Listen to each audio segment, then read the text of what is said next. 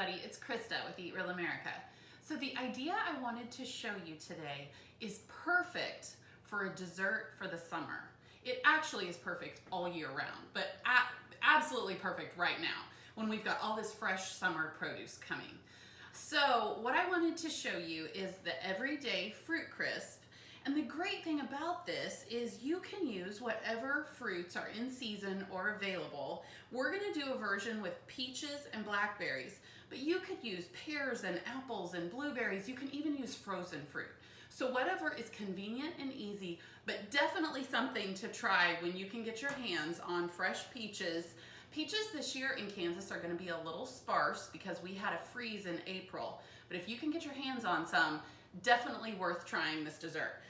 So a little side note about peaches, something that at one point I didn't know. So when you go to cut a peach, to cut it or just even eat it, and when it easily pulls apart, that is called a freestone peach. This peach, you're gonna have to cut around the pit. This is called a clingstone peach. Clingstone peaches actually show up kind of in the beginning of the season, whether it's at the farmer's market or the store. But then as the season goes on, you'll be able to find freestone peaches. Freestone peaches are just a little easier to kind of break apart, eat, cut, that kind of thing. So for what it's worth, so what we're gonna do for this fruit crisp is first we've got the oven preheated to 350 degrees. So we're actually gonna mix in the baking pan or baking dish. This is just 8 by 8. You could also use kind of a 9-inch baking dish, whatever works best for you. So it's gonna call for 4 cups of fruit. So we're doing a combination of blackberries and peaches, and all I did was just cube up the peaches. So in this baking dish, we're gonna put a tablespoon of water, half a tablespoon of vanilla, a tablespoon of cornstarch, and then this is just half a teaspoon of cinnamon and just 1/4 teaspoon of cardamom. And the cardamom is actually optional. So this is, you can use 1 to 2 tablespoons of pure maple syrup, or you can substitute honey. It kind of depends on how sweet you think your fruit is. You could definitely start off with a tablespoon and then add the second tablespoon or even a half if you think you need it. So all we're gonna do is just kind of mix this up just a little bit, and then we're gonna toss in our fruit. So we've got peaches and blackberries, and totally personal preference. The blackberries, if your blackberries are really big, you could cut them in half. I didn't on these. So you're just gonna toss until everything is well coated. And so this is gonna add some flavor and a little thickening to the fruit. And then basically just kind of get it in a nice even layer and let that sit, and we're gonna mix up the topping.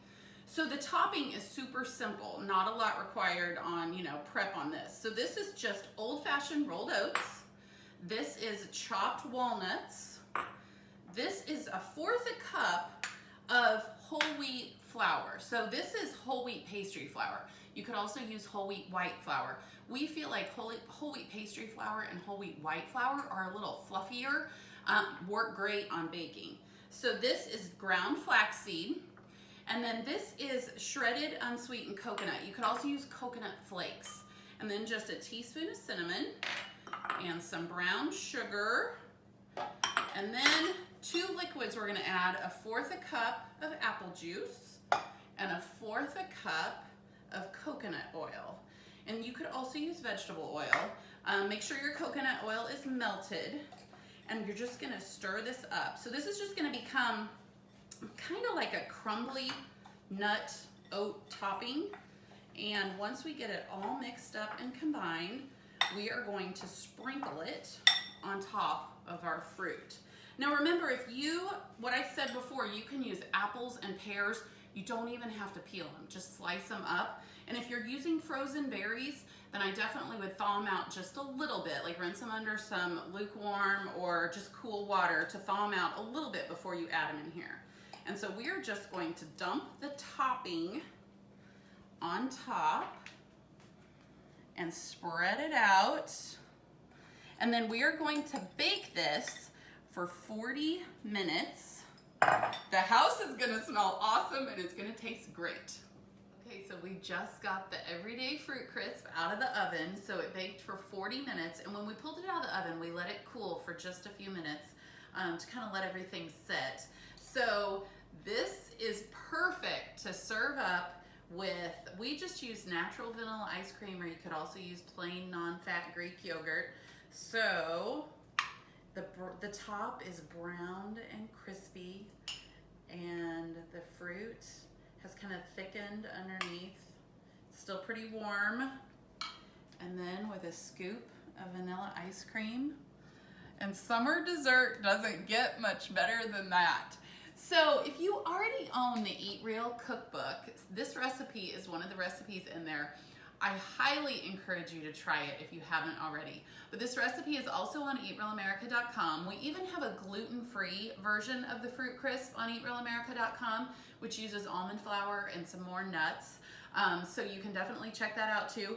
But take advantage of all that summer produce right now and make the fruit crisp, and then let us know what you think. See you soon.